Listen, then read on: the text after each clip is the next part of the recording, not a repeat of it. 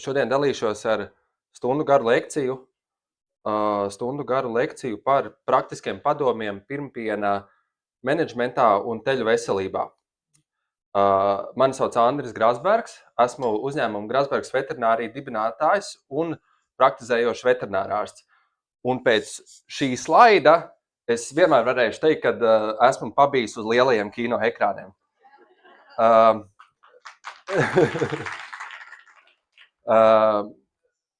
Šī ir man brīnišķīgā komanda. Man pašam patīk teikt, ka es strādāju divos darbos, gan kā praktizējošs veterinārārsts, gan kā jau arī lielu uzņēmumu vadītājs. Uzņēmuma pamata darbība ir lauksaimniecības dzīvnieku veterinārija, ar 99% tieši strādājam ar govīm. Principā nodrošinot visu veidu veterināros pakalpojumus, sākot ar neatliekamās medicīniskās palīdzības sniegšanu, ganāmpulku veselību, plānveida rutīnas vizītēm. Tas ir nodarbojamies ar piena bakterioloģiju un tādu pilna cikla mastītu apkarošanas plānu izveidi saimniecībām, laboratoriski testējam grūsnības, veicam ārstniecisku profilaktisku nagu apstrādi, veidojam barības devus un konsultējam menedžmentā. Vienmēr sakot, daram visu par un ap goju veterināriju. Ja mēs runājam par piena periodu, par to šodien jau kādu brīdi runājam, ir dažādākas ēdināšanas sistēmas ar pienu, piena pulveri, caur spaini, caur pupu, ierobežoti, neierobežoti, ar siltu un saldu pienu, ar augstu un skābu pienu, turot pa vienam vai turot grupās, turot iekšā telpā vai turot ārā. Un es tiešām ticu, ka Latvijā nav divas vienādas saimniecības, un katrai ir jāatrod sev piemērotākā sistēma, kas strādā vislabāk. Un šeit noteikti nav vienprātības, un gan starp praktiķiem, gan starp zinātniekiem ir strīdēšanās, un viņi arī būs, kura no šīm metodēm ir labāka, bet par vienu jautājumu gan strīdu vairs nav. Un tas ir, pirmpiens ir svarīgākā ēdienreize dzīvē. Tas ir ne tikai pirmais barības vielu un zarnu mikrobioma avots, bet ko šodien īpaši gribās izcelt, ka tas ir vienīgais teļa imunitātes avots viņa pirmajās dzīves nedēļās. Ir virkne pētījumu, kas pierāda, ka tieši no tā, cik kvalitatīvi tiks izbarots pirmpiens, ir atkarīga ne tikai teļu veselība, mirstība un saslimstība, bet arī jau pēc tam apsēklošanas veiksmīgums, dzivmas pieaugums, atnešanās vecums, ražība un arī ilgmūžība. Tāpēc šodien par pienu periodu nerunāsim, bet par to, kas ir pirmpiens gan. Izrunāsim, kādi ir pirmpiena kvalitātes rādītāji, parunāsim, kas var noiet greizi, kādas ir pirmpiena izēdināšanas sistēmas, un cauri tam visam, tā kā prezentācijas nosaukums ir praktiski padomi, tad dalīšos ar jums 14 praktiskos padomos saistībā ar pirmpienu. Un prezentācijas beigās tiešām tā īsi parunāsim arī par teļu ārstēšanas protokolu izveidi un ieviešanu saimniecībā. Par pirmpienu ir runāts daudzos semināros no daudziem lektoriem, tāpēc es neceru jūs šodien šokēt ar sensacionālu informāciju, bet ceru, ka varēsiet paņemt līdzi vismaz vienu jaunu un zināmu lietu, kā uzlabot esošo situāciju saimniecībā. Bet, lai būtu nedaudz mundrāki pēc pusdienu pauzes, uzdošu jums divus jautājumus. Lūgums pacelt rokas. Pirmkārt, kurš vēl nav redzējis filmu Straumi? Ļoti labi. Un kuram vēl nepatīk redzēt slimus teļus? Man arī nē. Tāpēc labās ziņas ir tas, ka pēc šīs prezentācijas mums visiem būs iespēja noskatīties gan filmu, gan arī ceru, ka katram būs vismaz tā viena lietiņa, ko paņemt līdzi, lai uzlabotu to, kad slimi teļi mums ir jāredz mazāk vai nav jāredz vispār. Ja mēs jautājam Googlei, kas ir pirmpiens, tad atbilde ir vienkārša. Tas ir pirmais sekrēts, no piena dziedzera pēc dzemdībām bagāts ar antivielām. Es to neizdomāju, to pateicu Google. Šeit man īpaši gribās izcelt vārdu pirmais, jo tieši tas ir tik ļoti bagāts ar antivielām. Arī otrais un trešais slaukums noteikti satur vairāk antivielu, to jau mēs redzam pēc skata. Bet gribu ar jums vienoties, ka par pirmpienu mēs slaucam tieši šo pirmo sekrētu, jeb šo pašu pirmo izslaukto pienu. Un to pēc tam, kas ir otrais, trešais, tur pirmās dienas, ka piens ir izmainīts, to lūdzu sauksim par jaunu pienu. Par šo mums vajadzētu vienoties, jo tā it kā tāda sīka nianse, bet tur laikam ejot arī mūsu praksē, mums ir radušies daudz pārpratumu, kas ir pirmpiens un kas ir jaunpiens, tāpēc šo lūdzu nejauksim. Jā, un otrā lieta bija, ka tas ir tieši bagāts ar antivielām. Pirmpiens priekš teļa ir barības līdzeklis, kas satur gan barības faktorus, gan imunitātes, gan augšanas faktorus. Kopumā pirmpienā ir vairāk kā 20 dažādu sastāvdaļu un bioloģiski aktīvu vielu. Un es ticu, ka mēs par pirmpienu vēl ļoti daudz ko nezinām. Bet šodien lielāko uzmanību pievērsīsim tieši šiem bieži dzirdētajiem imūnglobulīniem, kas ir specifiski proteīni, kas nodrošina imunitāti teļam. Imūnglobulīni. Atcerieties šo vārdu, jo tuvākās stundas laikā bieži to pieminēsim. Kā jau arī iepriekšējais lektors, kā arī Mihēls arī minēja, ir svarīgi saprast to, ka teļš piedzimst absolūti bez nekādas imunitātes. Jebkurš zīdītājs piedzimst ar 0 imunitāti. Un vienīgā imunitāte, ko teļš var dabūt pirmajām dzīves nedēļām, ir caur pirmpienu un nekā citādāk. Paša teļa imūnšūnas pilnvērtīgi sāk funkcionēt aptuveni no 2, 3, 4 nedēļu vecuma, tur pētījumi atšķirās, bet jā, aptuveni no 2, 3 nedēļu vecuma. Tāpēc tieši no uzņemtā pirmpiena būs atkarīgs, kā teļam ies turpmākajā dzīvē, un īpaši tajās pirmajās 2, 3 nedēļās. Mēs varam iedomāties, ka teļa imunitāte piedzimstot ir kā tukša glāze, kas jāpiepilda. Lai iegūtu pēc iespējas spēcīgāku un ienesīgāku dzīvnieku, mums šī glāze jāpiepilda ar pēc iespējas vairāk, piemēram, bumbiņām. Vai arī tā kā mēs esam kinoteātrī, tad pēc iespējas pilnāk ar popkornu. Un teļam dzīvē satiekoties ar baktērijām, vīrusiem, jeb kādiem stresoriem, piemēram, tur barības maiņu, atragošanu, vakcināciju, grupēšanu vai jebkuru citu stresoru, šī uzņemtā imunitāte vienkārši tiek iztērēta. Sākumā trauciņš bija pilns, un ar katru satikšanos no šīs imūnšūnas mēs vienkārši iztērējam arvien vairāk un vairāk. Un mēs varam iztēloties, tādu iedomātu līniju, zem kuras nonākot, imūna sistēma vairs nespēja aizsargāt organismu, un šajā gadījumā mums sāks parādīties klīniskās pazīmes. Apskatīsim 3 piemērus. Ja teļam piedzimstot, imūna sistēmas glāze ir uzlādēta pilna, tad teļš var saskārties ar jebkādiem ārējiem kairinātājiem, tā glāze tukšosies, bet teļš paliks vesels. Otrajā piemērā, ja glāze sākumā būs uzpildīta tikai daļēji, tad pie ārēja kairinātāja vienā brīdī imūna sistēma būs iztērēta. Lāzerīs laikam nerādās, kaut ko redzēt. Imūna sistēma būs iztērēta, un teļš vairāk nevarēs turēties pretī šiem kairinātājiem, un mums parādīsies kaut kādas klīniskās pazīmes, kā caurē, pneimonija, artrīts vai jebkura cita saslimšana teļam. Vai arī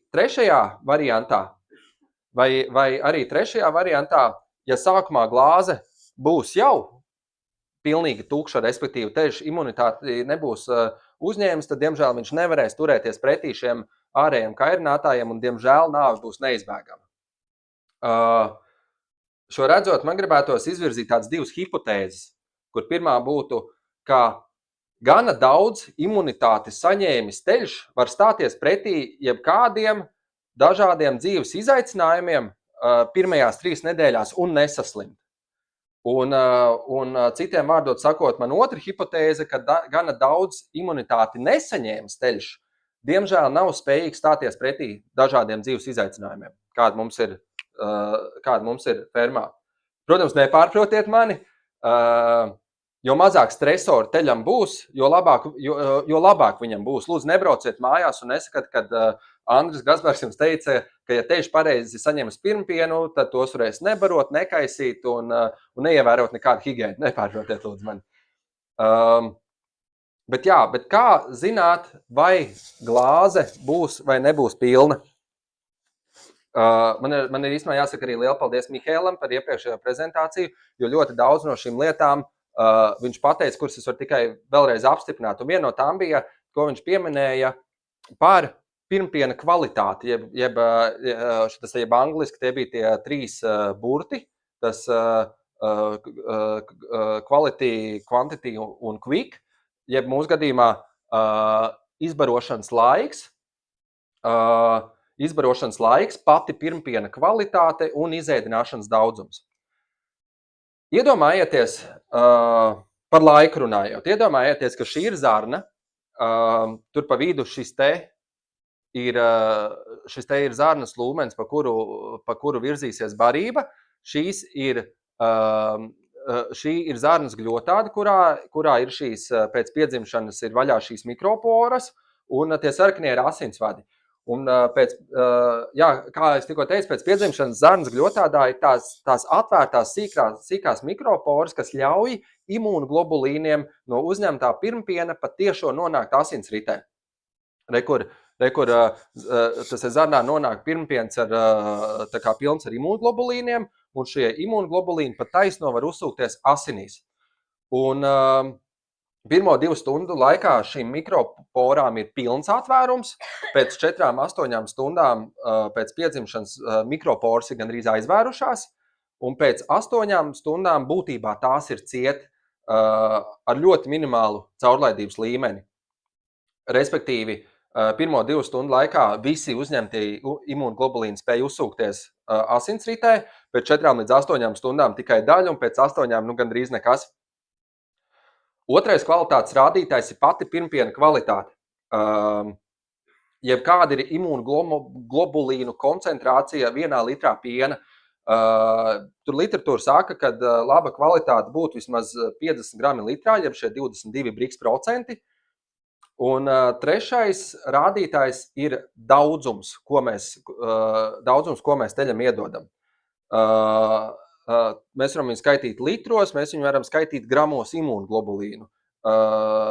Ja vienā litrā ir 50 grami, tad mēs zinām, ka teļam ir jāsaņem vismaz 200-300 grami šie imūnoglobulīni.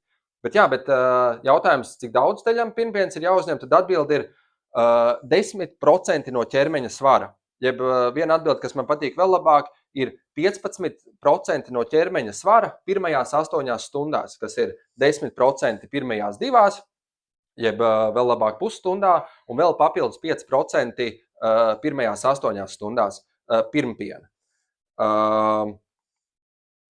Tātad šie 3 kvalitātes rādītāji. Laiks, ko mēs mēram stundās vai minūtēs, mūsu mērķis ir iedot, tāds tiešām labs mērķis būtu iedot pusstundas laikā. Otrais kvalitāte. Visērtāk to mērīt, kā jau bija minēts šajos Brix%, un mērķis ir vismaz 22, bet es gan gribētu pacelt šo latiņus vismaz uz 25, bet saprotiet, jo vairāk, jo labāk. Un pēdējais ir daudzums. Ja katram teļam izbarosiet 4 litrus, tad zināt, ka nekļūdīsieties.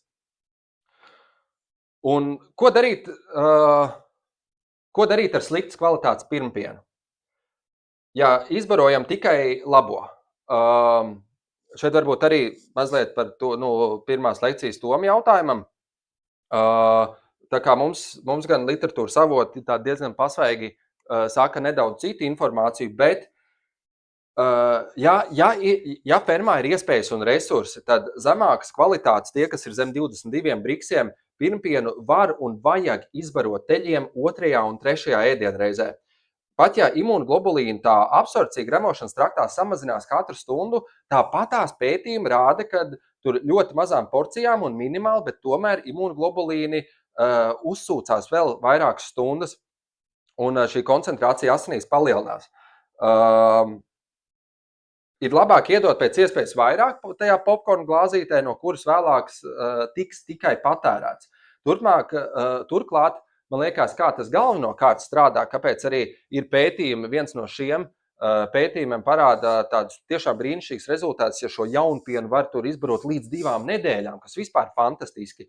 Jo tāpēc, kad par to mēs, tā kā, es zinu, ka vēl vienā slaidā es to pieminēšu, bet imūnoglobulīna, kā šīs šūnas, šīs aizsargu šūnas, viņas pašas pa sevi jau spēj saistīties ar baktērijām. Arī šajā pienā, arī šajā zarnu traktā viņas saistās ar baktērijām. Respektīvi, šis pirmpiens nodrošina arī lokālu imunitāti gremošanas traktā, un pirmajās 2 dienās tas noteikti nav mazsvarīgi. Un starp citu, Tur paldies mākslīgajam intelektam, kas palīdzēja šajā prezentācijā bilžu veidošanā, bet atcerieties, ka mākslīgā intelekta radītām bildēm līdz galam nekad nevar uzticēties. Jūs pamanījāt, ka šeit plaukstē ir 7 pirksti? Jā. Tādu viņš uztaisīja. To es neprasīju. Kas var noiet greizi? Kas var noiet greizi, jeb kas ir šie gadījumi, kad šī glāze, diemžēl, ir tukša. Un pirmā lieta, kas var noiet greizi, ir pati slikta pirmpiena kvalitāte. Ja pārāk maz imūnoglobulīna koncentrācija pirmpienā. To var ietekmēt dažādi faktori, no kuriem biežāk ir, piemēram, pārāk īs cietstāvs periods. Noteikti pirmpienēm ir zemāka kvalitāte, lielākoties. Izslaukšanas laikam pēc dzemdībām ir ļoti liela nozīme, jo piena sekrēcijai turpinoties pirmpiens ne tikai atšķaidās ar jaunu izveidotu pienu, bet arī imūnoglobulīni tiek uzsūkt atpakaļ govs organismā. Tur it kā govs ir tā kā vairāk ieguvējs, bet pirmpiens diemžēl zaudē. Un kā noteikti tādi paši lielākie un galvenie ietekmējošie faktori noteikti ir ēdināšana un komforts cietstāvus laikā, un ja mēs vēl to ķēdīti tinam atpakaļ, tad arī ar kādu kondīciju govs aiziet ciet un kāds ir vispār viņas kopējais veselības stāvoklis. Un, protams, arī slimības un infekcijas slimības īpaši, kaut kāds bīstamāk infekcijas slimību fons negatīvi ietekmē pirmpienu kvalitāti. Otra lieta, kas var un bieži noiet greizi, ko mēs redzam arī vairākās mūsu klientu saimniecībās, ir tas, kad mēs uztaisam nederīgas antivielas. Imūnoglobulīns ir proteīns, kurš pārāk augstā temperatūrā vienkārši tiek denaturēts.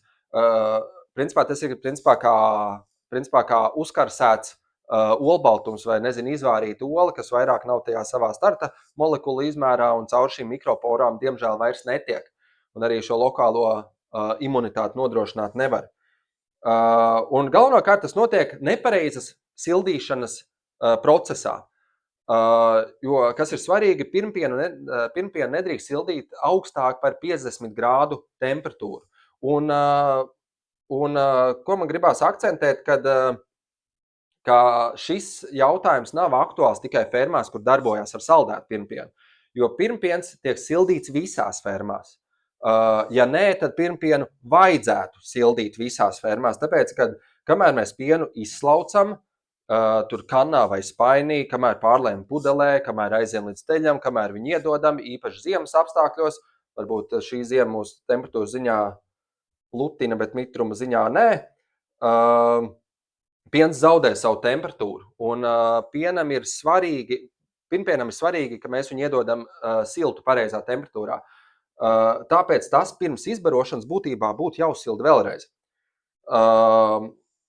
Un nepārāk karstā ūdenī, bet vispār šis ir baigi grūtais jautājums, jo ir ļoti grūti izpildīt komandu, ja jūs paši vai savam darbiniekam iedodat komandu pēc iespējas ātrāk uzsildi vai atkausē pirmpienu, bet skaties, lai ūdens nebūtu pārāk karsts.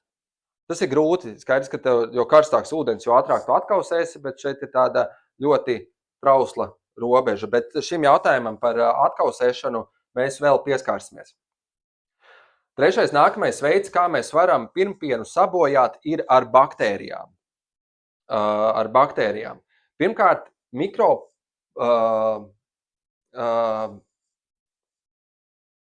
teiksim tā, rekur šeit ir tā kā arī rekur vēl bildīte stūrītī ar šiem tā kā ar šo gļotādas mikroporām, asinsvadiem. Tajā bildītē varbūt bišķi nepareizi ir. Tās mikroporas nav tik plašas, lai baktērijas pat tiešo nonāktu teļam asinsritē, bet baktērija izdalītie toksīni gan. Tie gan var nonākt pat taisno asinsritē. Un otrkārt, kā jau es minēju arī iepriekš, šie pirmpienā esošie imūnglobulīni, kā jau antivielas, uzreiz saistās ar baktērijām tādā veidā, daļu no šīs imunitātes glāzes bumbiņām, ja mēs tā varam salīdzināt, mēs izlietojam tikai tāpēc, ka pirmpiens ir inficēts ar pārāk daudz baktērijām. Pirmpienā mums bija brīnišķīgi daudz imūnglobulīni, bet tos imūnglobulīnus mēs jau iztērējam, jo imūnglobulīni apkaroja baktērijas, kas ir pirmpienā.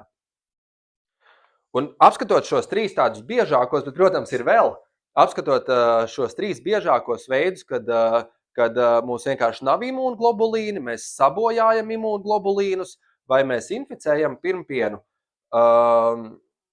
Izejot no šī te jautājuma, kas var noiet greizi, es vēlos nonākt pie sava pirmā praktiskā padoma. Lūdzu, mēriet imūnglobulīnus katram pirmpienam. Atrodiet sev piemērotāko metodi, atrodiet laiku, ieplānot to darīt kā rutīnas darbu, bet tiešām pārliecinieties, vai jūsu iedotā pirmpiena deva tiešām uzpildīs šo imunitātes glāzi pietiekami pilnu, lai viņš neslimotu. Ir trīs veidi, kā mērīt imūnglobulīns pienā. Pirmā metode ir ar kolostrometru. Varu teikt arī pēc savas pieredzes, kad jūs būsiet sasituši pirmos dažus trauslos kolostrometrus, tad jūs droši vien pāriesiet uz šo iepriekšējo lektoru pieminēto refraktometru. Un tad, kad jūs sapratīsiet, ka tiešām tai pirmpiena kvalitātes mērīšanai tiešām ir liela nozīme, un jūs to gribēsiet darīt ātrāk un ērtāk, jūs droši vien pāriesiet uz digitālo refraktometru. Varbūt jāsāk ir vienkārši ar šo. Bet tā kā varbūt sākumam, tā kā arī šis vienkāršākais refraktometrs, tā nav nekāda liela investīcija. Man liekas, tur baigi dārgāk par 50 eiro viņš nemaksā, ik pa laikam ar destilētu ūdeni viņš ir jānokalibrē, bet viņš tiešām brīnišķīgi ātri, tur 1 minūtes laikā jūs ar visu sagatavošanos 1 minūtes laikā varat noteikt imūnglobulīnu klātbūtni, cik liela tā ir katrā pirmpienā. Un mans praktiskais ieteikums numur 2 ir analizējiet šos pirmpienu datus. Šos pirmpienu mērījumus tieši kvalitāti un daudzumu litros izslauktos neizmantojiet tikai, lai pārliecinātos, kādu pirmpienu būs saņēmis teļš, bet šos datus tādā, piemēram, mēneša griezumā izmantojiet kā cietstāvis kvalitātes spoguli. Respektīvi, samazinoties kvalitātei un pirmpienu daudzumam, jūs uzreiz zinat un zināsiet, ka vaina ir meklējama tieši cietstāvē, gan ēdināšanā, gan komfortā. Tāpat tās izdariet secinājums par iespējams konkrētu darbinieku veikumu, sezonas ietekmi, laktācijas ietekmi, un esiet gatavi brīžiem, kad jūs zinat, kad pirmpiens nebūs problēma jūsu fermā un laikus sagatavoties, veidot rezervas brīžos, kad jūs zinat, kad pirmpiens būs problēma, jo arī ziema vasara tas tā kā kopēji ietekmē imūnglobulīnu koncentrāciju pienā. Ja, un šie ir diezgan operatīvi dati, kas parāda, kā jūsu govis ir jutušās cietstāvē. Mans praktiskais padoms numur 3 ir nosakiet pirmpiena izeidināšanas daudzumu savā fermā. Īsa atbild būtu 4 litri, bet pārliecinieties, vai tiešām tas ir skaidrs saprotams daudzums. Jo kādreiz, piemēram, ja tas tiek mērīts pudelēs, tu pārmēriet, kāds ir pudeles tilpums. Vai tā ir 1 pudele, 2 pudeles, vai pudelē ir 2 litri, vai 4 vai 5. Tiešām pārliecinieties, nosakiet un pārliecinieties par šī izbarojumā piena daudzumu. Un svarīgi arī kāds ir rīcības plāns, ja teļš neapēd. Jo, ja teļš neēd nemaz, vai izēd tikai pusi, vai izēd 3 litrus, mums būtu jābūt tādam gatavam rīcības plānam, lai katru reizi mums nav tāds jādomā, šoreiz došu vēl, nākšu pēc stundas, vai nākšu varbūt pēc 2 stundām, varbūt uzreiz iezondēt. Tur, nezinu, ar savu veterināru ārstu vai konsultantu vai paši vienojieties par tādu konkrētu plānu jūsu saimniecībā. Un praktiskais padoms numur 4. Un nosakiet arī izēdināšanas laiku savā saimniecībā. Man ļoti patīk tāds filozofisks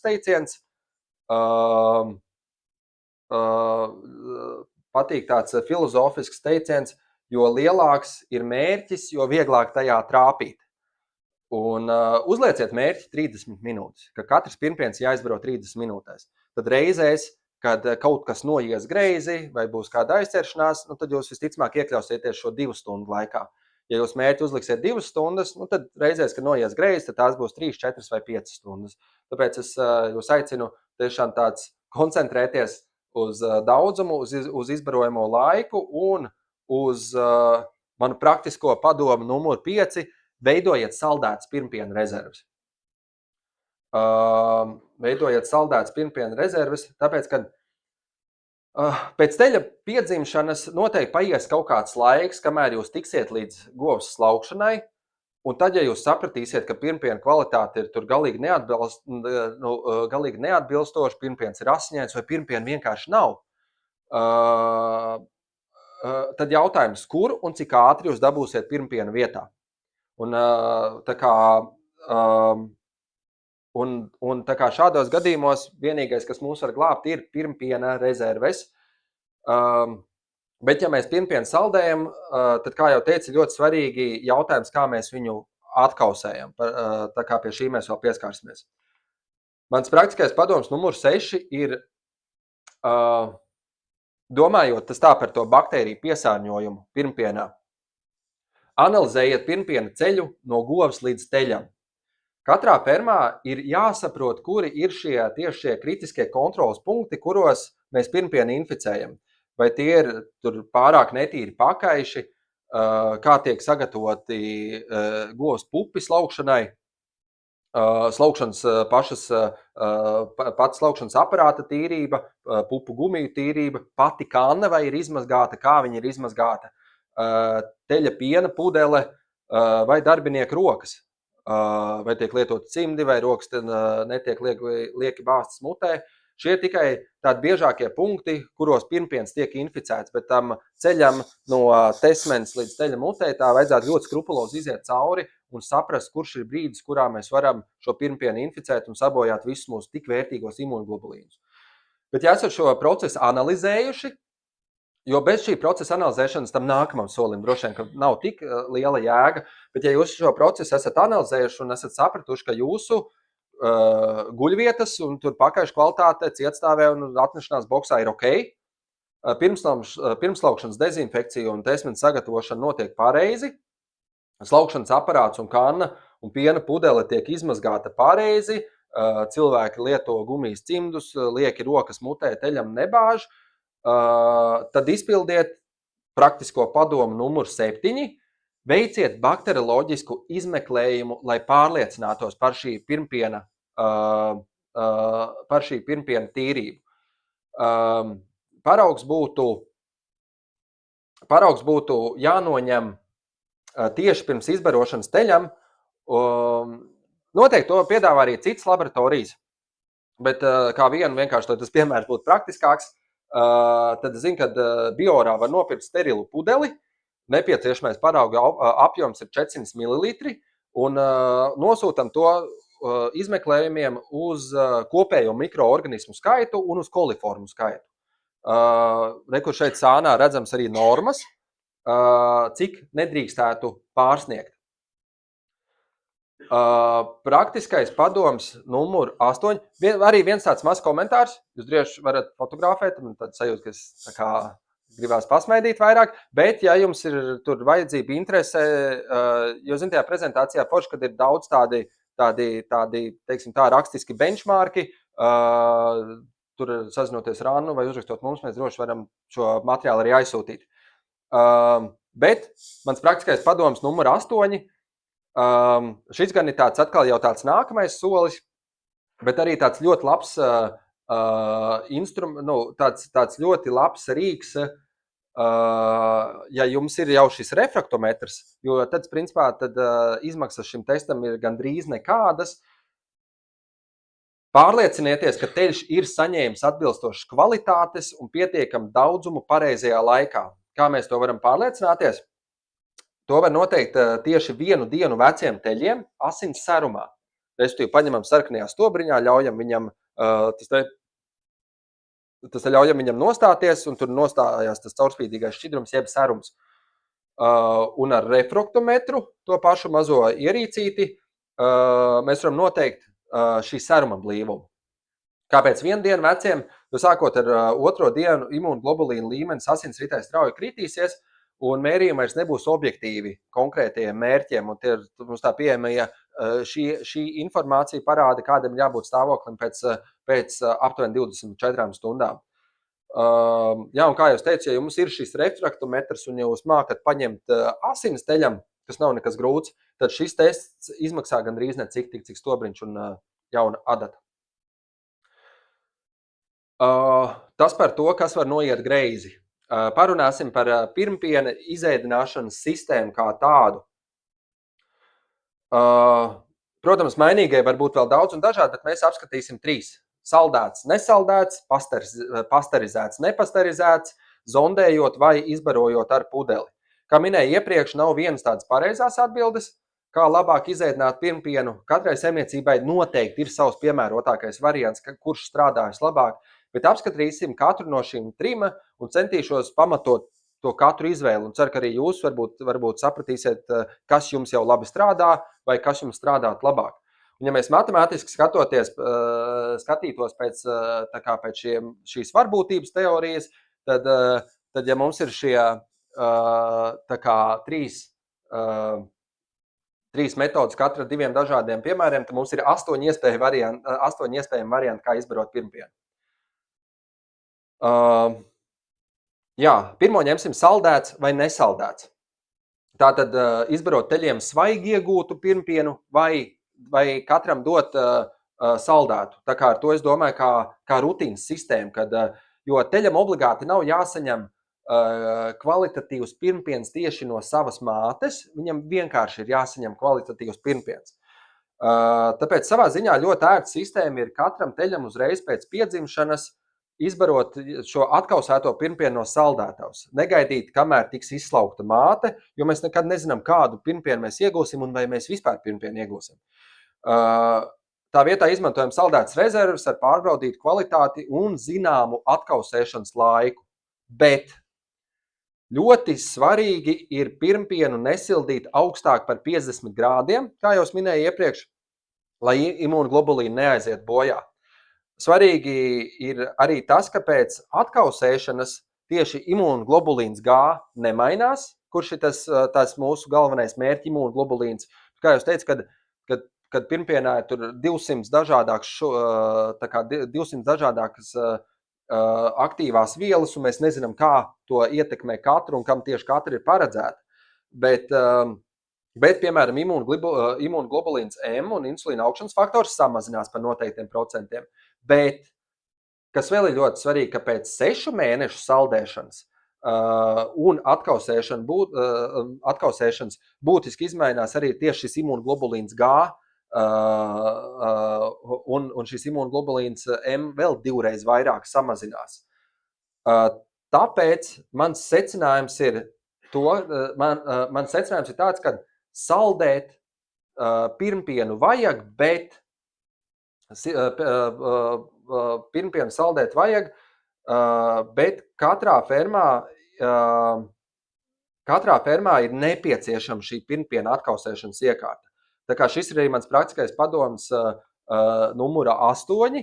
Šis ir tāds varbūt nedaudz tā kā pret pārējo skatoties ir nedaudz amizants praktiskais padoms, jo ir viegli dot tur dažu tūkstošu vērtu praktisku padomu, bet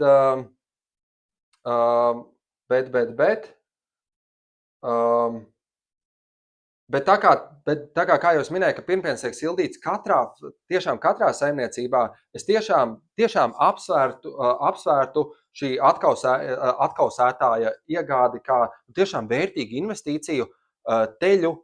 Tas nozīmē vērtīgu investīciju sava nākotnes ganāmpulka ražībā un ilgmūžībā. Es zinu, ka Latvijā ir pieejami 2, varbūt vairāk, neesmu tik ļoti pētījis tirgu. Un vispār, kāpēc šīs iekārtas ir labas? Jo tās ne tikai uztur vienmērīgu temperatūru, nepārsniedzot šos 50 grādus, bet viņos ir arī ūdens plūsma, kas daudz ātrāk veicina šī pirmpiena atkausēšanu. Nekā salīdzinot, ja tas vienkārši stāvētu spainītī, šitas ir siltā ūdenī maisot, uz laiku to pirmpienu viņš atkusīs ātrāk. Es varu teikt godīgi, šī nav apmaksāta reklāma, bet mans personīgs favorīts ir tieši šī atkausēšanas iekārta Matilde. Matilde. Tā kā pirmkārt forši, tev ir jauns teļkopējs ar skaistu vārdu. Bet pirmkārt tieši tāpēc, ka tā ir arī pasterizācijas funkcija. Un to pasterizāciju, tur tādas pirmpiena kvalitātes skatoties, mēs saprotam, ka tomēr bieži ir ļoti vērtīgi lietot. Bet jā, par pasterizāciju mēs arī tūlītās runāsim. Un otrkārt, kāpēc man viņi patīk, jo tajā ir ritīgi ērti lietojami tādi vairāku tilpumu vienreiz lietojamie maisi. Tam maisam uzreiz var uzkrūvēt pupu vai zondi. Tā zonde nav pārāk dārga, tāpēc es gribu teikt vienreiz lietojumu zondi un doties pie teļa. Tas nozīmē, ka ja mums ir pasterizēts pirmpiens maisā, mums tas nav vēlreiz jāpārlej citā pudelē, vēlreiz jāsild vai kaut kas, mēs vienkārši varam uzkrūvēt virsū šo pupu vai zondi un doties pa taisno pie teļa. Tas nozīmē, ka kopš pasterizācijas līdz izbarošanai teļam mums ir pilnībā noslēgta sistēma un mums nav iespēja šo pirmpienu inficēt vēlreiz. Jā, mans praktiskais padoms numur 10 ir saldētu pirmpienu, tā kā mēs runājām par imūnoglobulīniem, kas krītās,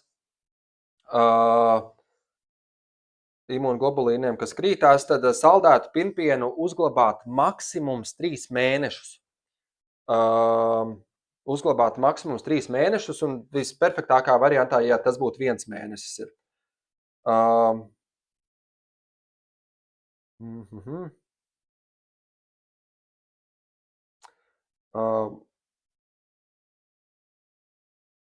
Jā, un tā metode arī paredz to, ka tā kā, kad teļš ir pabarots, tad pēc tam mēs varam sākt riktēties uz govs slaukšanu, iedot govī laiku, tur padzerties, iespējams veikt kādas profilaktiskas darbības, un tad, kad mēs izslauksim govi, mēs atkal šim izslauktiem pirmpienam pārbaudīsim imūnoglobulīnu kvalitāti. Ja viņš būs gana kvalitatīvs, tad mēs atkal šo rezervi varēsim atlikt atpakaļ vietā. Un plus vēl šī metode ļauj arī, diemžēl, jūs man ļoti labi sapratīsiet, bet šķirot dzīvniekus. Respektīvi, mēs labāko varam izbarot telītēm un sliktāko atdot bullīšiem. Diemžēl seksisms mums valda piensaimniecībā. Nākamais jautājums – pasterizēt vai nepasterizēt? Ja man uzdot šo jautājumu un man nebūtu šī konkrētā iekārta, kas pasterizē, tad droši vien tā kasīt galvu un domāt, kuras vispār fermā var pasterizēt. Pasterizators jāpērk vai kā? Tāpēc man patīk tā iepriekš rādītāja iekārta, ka viņai ir jau šī pasterizācijas funkcija, kur ir daudz saudzīgāka. Klasiskā pasterizācija ir tur tās noteikti sekundes 72 grādos, vai tur tā kā pie mazākas temperatūras šim ekspozīcijas laikam ir jābūt ilgākam. Ja nemaldos, kolēģi varēs papildināt, bet man liekas, ka Matildē pasterizē 60 grādos 1 stundu, nodarot tādu maksimāli mazāku kaitējumu imūnoglobulīniem. Bet jā, parunāsim par pasterizāciju. tur uz tādu palielu pētījumu atsaucoties, pasterizācija pirmpienā samazina baktēriju daudzumu vidēji par 68%, kas līdz ar to, kad mums paliek mazāk baktērijas, mums palielinās imūnoglobulīnu absorpcija par 15 līdz 25%, kas īsumā ir nenormāli daudz. Un kā vienmēr, bet pasterizācija pati par sevi samazina imūnoglobulīnu daudzumu līdz pat 10%. Tāpēc mans secinājums un vienlaicīgi praktiskais padoms numur 11 ir pasterizējiet tad, ja ir nepieciešams pasterizēt. Ja pēc bakterioloģiskas izmeklēšanas jūs saprotat, ka jūsu pirmpiens ir pārāk daudz piesārņots, tad pasterizējiet. Nākamais padoms ir, tas te, ja pēc izmeklējuma jūs saprotat, kad tur kopējais baktēriju skaits un koliformu skaits ir pilnīgi normāls, tad jūs saprotat, ka jūs pirmpienu iegūstat ļoti higiēniski, un pasterizācijā jūsu gadījumā nav jēgas, tāpēc, ka tas ieguvums no pasterizācijas neatsvērs to zaudējumu, ko jūs izdarīsiet ar pasterizāciju.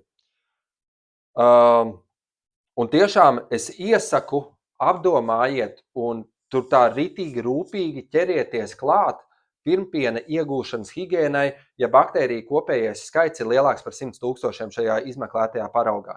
Jo tad, kā es tur vienā no tiem slaidiem teicu, ka mana hipotēze ir tāda, ka ja šī glāzīte ir piepildīta pilna, tad teļš var stāties pretī dažādiem izaicinājumiem, viņš nesaslims. Ja mums ir nāves, caurejas un saslimšanas gadījumi pirmajās nedēļās pārāk daudz, tad mums nav tur jēga ķerties tur pie vakcinācijas protokoliem, pareiziem ārstēšanas protokoliem vai kā, tad pirmais gribās iet taisnā ceļā pie pirmpiena. Jā. Trešais jautājums ir par zondējot vai ar pudeli. Pieskārāmies arī pirmajā lekcijā pie šī. Laika atpakaļ klajā nāca pētījumi, kas pateica viennozīmīgi, ka visi teļi ir jāzondē, nav jāčakrējas un rezultāts būs vislabākais. Tad pagāja laiciņš un cilvēks saprata, ka tomēr tam siekalām un zīšanas refleksam arī ir nozīme, un varbūt viss nav jādara tik pretdabiski.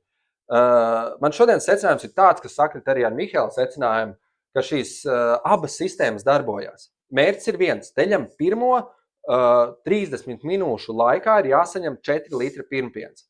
Ja darbiniekam ir laiks un teļš patiešām izdzer, ko arī ir vērts pārbaudīt, tad noteikti es būtu par pudeles barošanu. Noteikti. Bet zinot, ka liela daļa šādu piena daudzumu neizdzer, plus domājot par ļoti lielām saimniecībām, es noteikti nenoraidu zondēšanu kā menedžmenta metodi, lai turētos pie mērķa šo 4 litriem pirmajās 30 minūtēs. Bet, lai zondētu teļu, tad viens ir skaidrs, nepieciešams ir pareizs un teļam nekaitīgs inventārs, un otrā svarīgā lieta ir nepieciešams apmācīts personāls.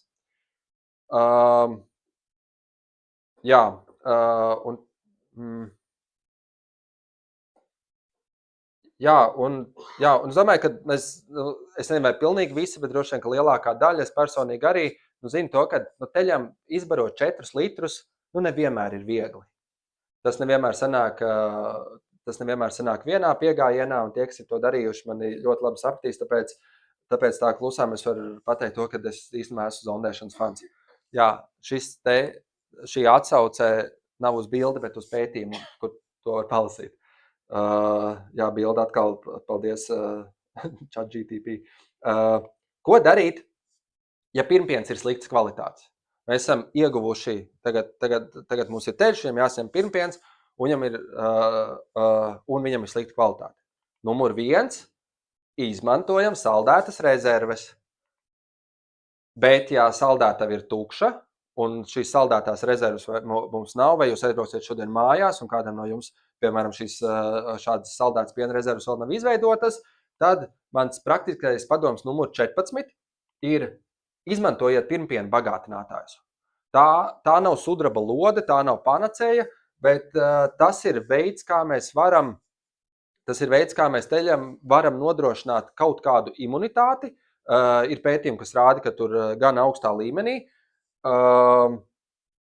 Un tiešām es jums varu apsolīt, ka šī nav apmaksāta reklāma, bet mans personīgākais favorīts ir tieši šis, nezinu, kā viņi izrunā, vai tas ir locatim vai lokatim, to prasat Annai, jo to izplat Magnum veterinārija.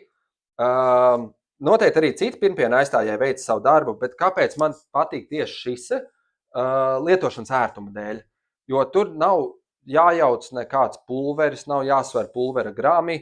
Man vienkārši ir vienam teļam paredzēta viena pudelīte, ko pirms pirmpiena izbarošanas es ielēju teļam mutē. Tā kā, bet jā, kā jūs teicat, tā nav sudraba lode, kas neļauj domāt par kvalitatīvu pirmpiena ieguvi. Plus, tas preparāts arī kaut ko maksā. Jā, viņš ir labs, diezgan padārgs. Tad, kad pirmo kastīti būsiet iztērējuši, tad jūs domāsiet, ka, davai, ko mēs varam darīt, lai savu pirmpienu dabūtu labāku. Tāpēc, jā, noteikti mans pamatieteikums ir sakārtot šo pirmpienu menedžmentu, bet šajā menedžmentā, jebkurā pat vislabākajā, nebaltai dienai rezervē turēt arī dažas šādas pudelītes. Tad kā labāk? Kā labāk šajā sistēmā? Saldēts, nesaldēts, pasterizēts, nepasterizēts, zondējot ar pudeli. Es noteikti pirmkārt būtu par nesaldētu pirmpienu, ja tas ir atbilstošas kvalitātes, atbilstošas higienas un ātri iegūts.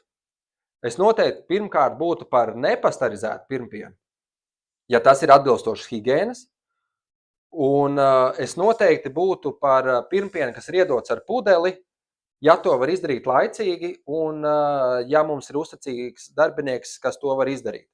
Pie uzticīgi darbinieki arī ir arī to pienu neizliet salmos. Tad, kad teļš jau kuro stundu nespēja izdzert. Bet tāpat laikā es teikšu godīgi, jā. Es esmu diezgan liels fans un es redzu to, kā ļoti labi darbojās arī šī mākslīgā sistēma tikai ar saldētu, pārbaudītu pirmpienu, vajadzības gadījumā pasterizētu un laika ekonomijas un kvalitātes nolūkos iezondēt. Noteikti īpaši lielākās saimniecībās, bet arī mazām saimniecībām tas nav šķērslis, lai tiešām nodrošinātu kvalitatīvu šo pirmpiena izēdināšanu. Jā, padzeršos nedaudz ūdeni.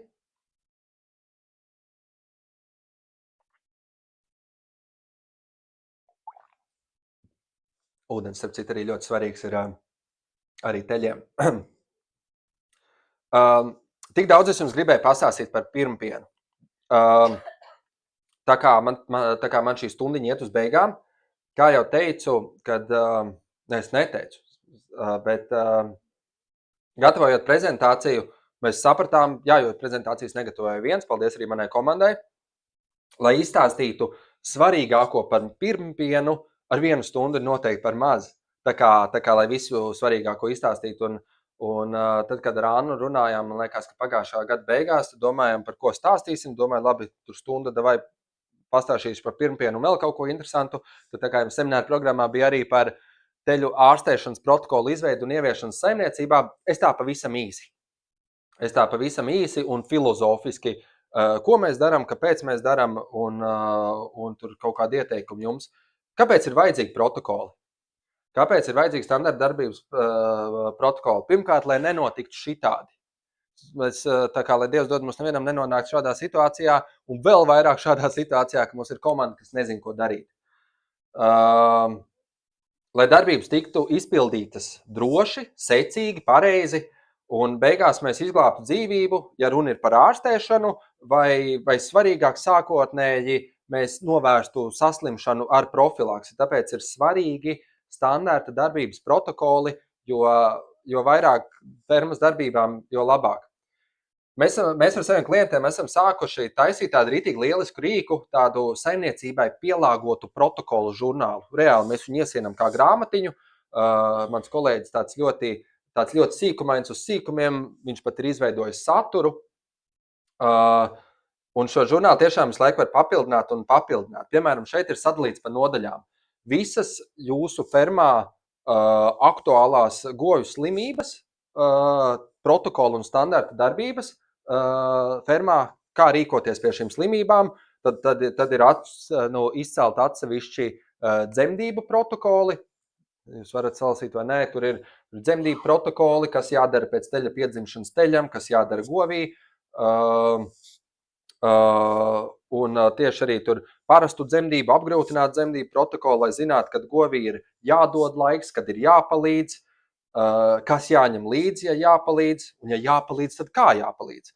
Un galvenais, kad ir jāmeklē palīdzību no malas. Un tik ļoti vērtīgi arī pašiem saprast pa soļiem, kas kurā situācijā jādara, kā piemēram šeit,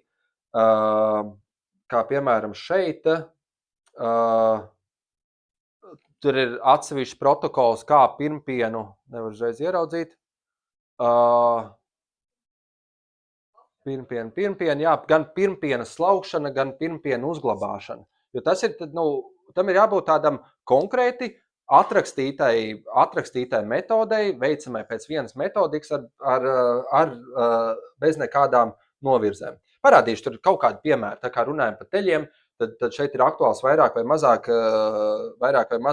cerams, ka mazāk, bet visās fermās tas ir teļu caurējas protokols. Svarīga lieta, kas ir jāpiebilst, tas, kad viss balstās pamatā uz komandas apmācību. Gribu aicināt jūs nekad nenovērtēt savu komandu un savus darbiniekus par zemu. Ļoti bieži es dzirdēju, ka nav nekāda jēga, bet tad līdz ko tu sāc runāt un spēj pareizi motivēt cilvēkus, tu saproti, ka tas ir veids, kā viņš var pienest vislabāko pienesumu tieši saimniecībai. Bet šeit pirmkārt, runājot par teļu caurēju protokoliem, ir jāsaprot vispār, kas ir caurēji un kas nav. Ja mēs runājam tur par tā kā parasti ir salīdzinājums, kas ir kefīra konsistence vai jogurta konsistence vai ābolu sula. Un es teiktu, ka teļam, kurš apēd tur 9, 11 vai tur pie neierobežotas ēdināšanas 15 litrus dienā, tur tāda, tur kefīra konsistences fekālijas ir pilnīgi normāls, tāpēc kā zīdaiņiem, kas ēd tikai pienu. Bet, kas vēl ir svarīgi, ir jāsaprot, ka Latvijā nav divas vienādas saimniecības, tāpēc konkrētie protokoli ir jāpielāgo tieši katrai konkrētai saimniecībai individuāli. Pirmkārt, pēc slimību ierosinātājiem, otrkārt, pēc spējām protokolu izpildīt.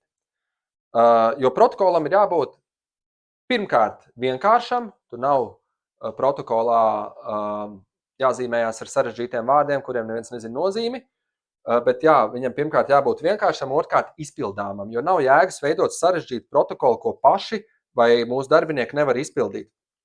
Un šo es nesaku tikai par slimību ārstēšanu, bet par visiem standarta darbības protokoliem, piemēram, pirmpiena sagatavošanu. Mums nav jēga uzrakstīt, kā vajag būt, ja mēs zinām, ka mēs paši neesam nodrošinājuši tur infrastruktūru vai izēvielas, lai to nodrošinātu. Un svarīga piebilde, kur ir runa par dzīvnieku ārstēšanu, šis teikums apakšā, parasti tas mums ir visiem protokoliem apakšā, ir nepieciešamības gadījumā sazināties ar veterināru ārstu vai, ja nav uzlabojums 3 dienu laikā, sazināties ar veterināru ārstu. Bet tā nav tāda pieklājības frāze, kā parasti tur, alkohola reklāmām apakšā, bet tas ir tiešām tāds vērā ņemams ieteikums, ja nepaliek labāk, tad vērsieties pēc palīdzības. Tur mums nav baigi daudz laiks, neko tur dziļi vairāk neiztirzāsim par to pašu protokolu.